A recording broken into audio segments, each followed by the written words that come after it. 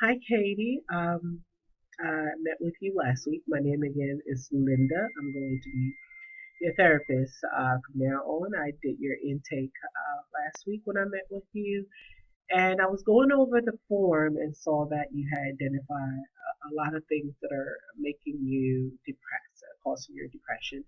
And one of the things that you listed is that you're shy, you have low self esteem, and that affects the way you interact with your family and your peer.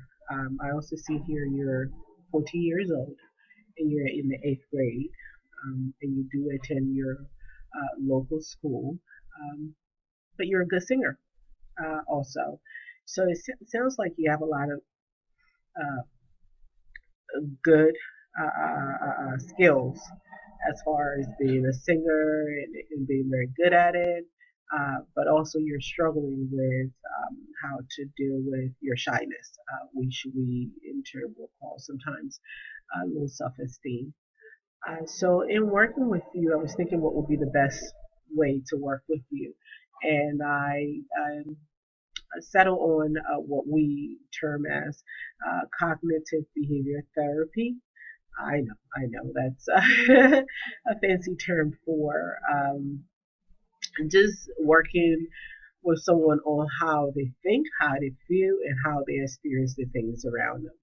So, cognitive behavior therapy is a therapy that is used with people who struggle with things like depression, anxiety, panic attacks.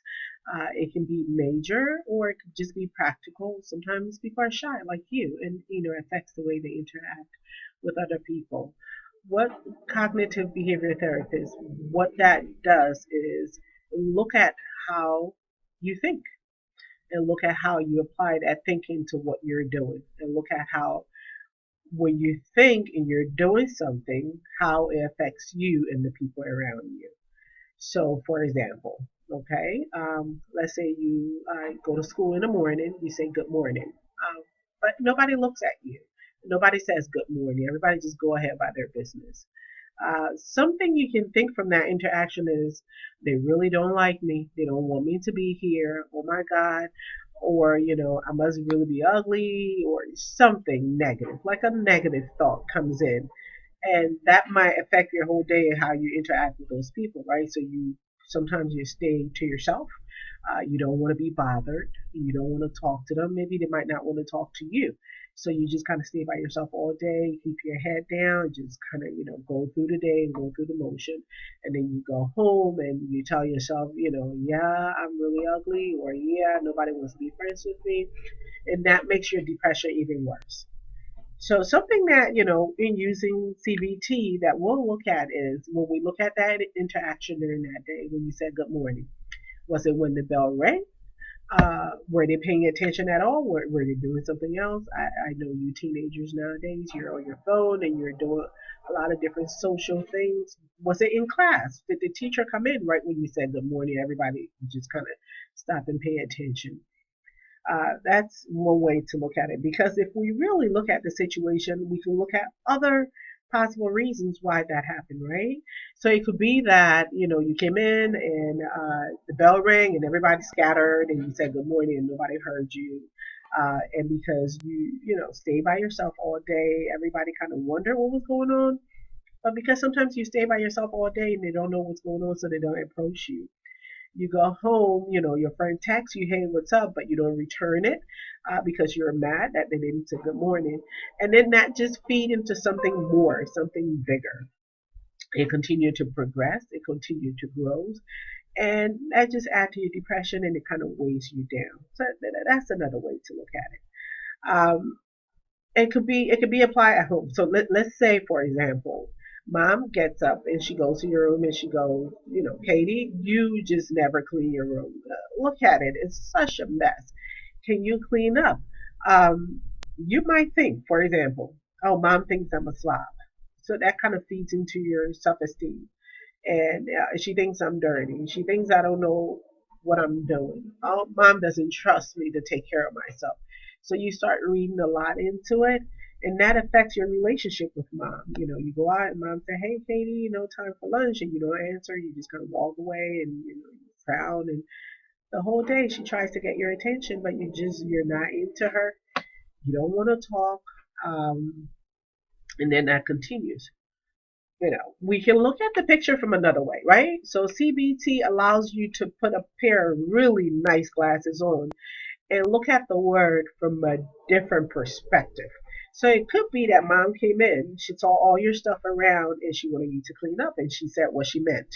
And then she left and forgot about it, and didn't really think about it. You thought about it the whole day, and thought that she thought a lot of things about you.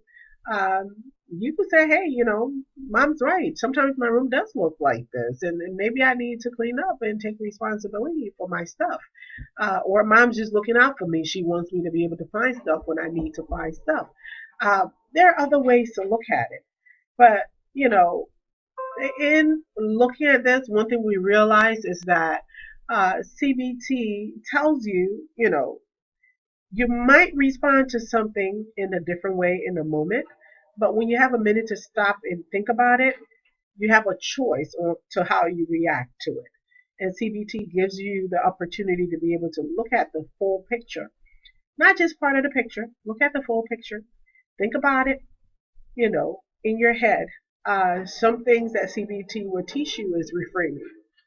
So reframing is looking at a situation for what you saw it to be and adding, thinking about it and going, looking at it from a different perspective and saying to yourself, like that situation with mom, and go, well, maybe she didn't mean that I was a slob. Maybe she was just concerned that I might not be able to find my stuff. That's reframing. Um, and sometimes when negative thoughts come in your head, those can be looked at as automatic thoughts. So, like the situation at school, you look at that, and the first thing that came to your mind, they don't like me. That's automatic. Now, if we were to take a look at that thought and how you arrive at it, we could then challenge that thought and see, is there any evidence that these people don't like you? Where did this come from? Um, is it true? Is it absolutely true? Have you tried this and asked, and is this true that they don't like you and they don't want to be bothered and they don't want to be around you? Stuff like that. Another example, like so Snapchat. You Snapchat, you use it to reach out to your friends, and that's how you keep in contact. And you send someone something to someone on Snapchat and they don't respond, and you go, well, I guess they don't want to be my friends anymore. It could be, is that person taking a nap? Are they doing something for their family? Are they somewhere that they cannot get to their phone in time to get back to you? So we can look at your thinking process, because that's what we do first, right? When we're confronted with something, we think, and then we feel, and then we act. That's what we do as humans. Everybody does it. So we can look at it from that way. So you think they don't want to be bothered, so you feel sad, and then you react. You could send them a really nasty text, or you could just go in. You can resort to going in and not being bothered. So when they get back to you the next day or a couple of hours later, nope, I don't want anything to do with you. You didn't respond to me.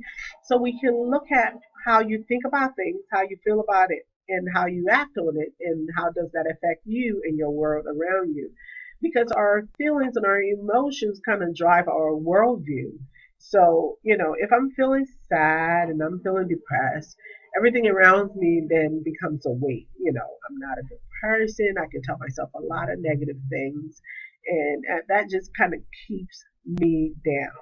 So, let's say you're a shy kid, and there's a presentation due, a class presentation, and you say to yourself, I don't like to get up in front of people and talk to people, and you're part of a group, so this is required. So because you say to yourself, I'm really shy, I don't want to do this, I don't care if I get a bad grade. Um, and then that kind of feeds into your self perception, right? I'm not good. I'm never good at anything. I'm not good at anything. I just can't do it. And then that, with you telling yourself that kind of feeds into your low self esteem. Of course you're not good enough. Of course, you're not good at anything. Of course you're going to get a bad grade. That's just who you are. You can look at that situation, you know, perception. Sometimes the way we view things, that doesn't always mean that is true. The way we feel about things doesn't always mean that is true. It's in challenging those things, in looking at those things, is where the answer are, and in coming up with other ways to deal with them.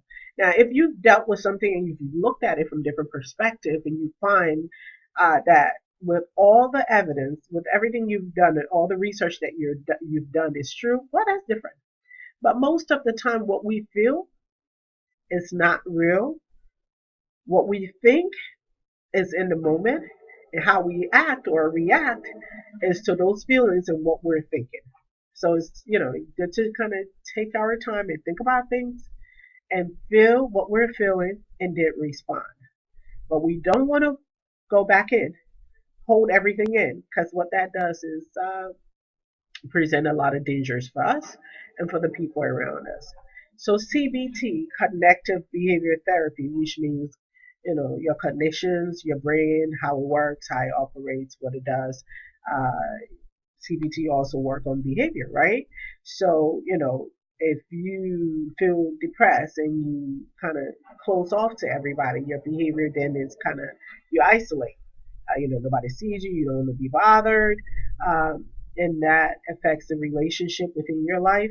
That affects your view on the world. And your world can be your family, your school, your community. It could be the county you live in, the state you live in. It could be the country you live in, or beyond. So your world could be as small as you want it to be, or as big as you want it to be. So we'll take a look at all of that, and we'll start from how you think, what you think, how you feel, and what that does. How does it affect you, the people around you, in your community? We're going to take a look at all of that and see what we can do, how we can help you combat those feelings that you feel when you're feeling a certain type of way, like with depression or anxiety. We can help you kind of look at it with your beautiful classes that we're that is going to be called CBT, that you're going to be putting on. We're going to take a look at it through those very pretty glasses that you're going to be putting on, and then we can talk about what it feels like for you. Did it work? Did it not work? What didn't it work? And then we can try some things. The good thing about CBT and our relationship is that we're going to be doing this for a while. It takes 6 to 9 months, or it could be a little bit more, but normally it's 6 to 9 months. So we're going to be working on things in small steps. And as you get comfortable with it, we move forward. Okay? If we're stuck somewhere, we kind of take a look at it and see what we need to do about it, and then we move on. So I know it's a lot of information, so stop me anytime and ask me questions if you feel like it. But that's what we're going to be doing together. We're going to be working on CBT, taking baby steps in order to uh, get some really positive results and to be successful at what we're doing. And hopefully, you can apply whatever we do outside of here. And I'm going to be asking you to try some stuff. We do have some writing assignments that we're going to be doing together. How you think, what you think, and how it affects each other. It's just really simple things that CBT have. It's pretty cool when you look at it. You'll be able to see how you think, how you feel, and how it affects you. So I'm looking forward to it too. But it was really nice meeting you today, and we're gonna get started. And you can ask me as many questions as you want, and I'll be more than happy to explain to you if you didn't understand anything that I said. So in this case, Katie, welcome. My name is Linda, and we'll start from here. And we can set up an appointment for next week to continue our session. It was nice meeting you.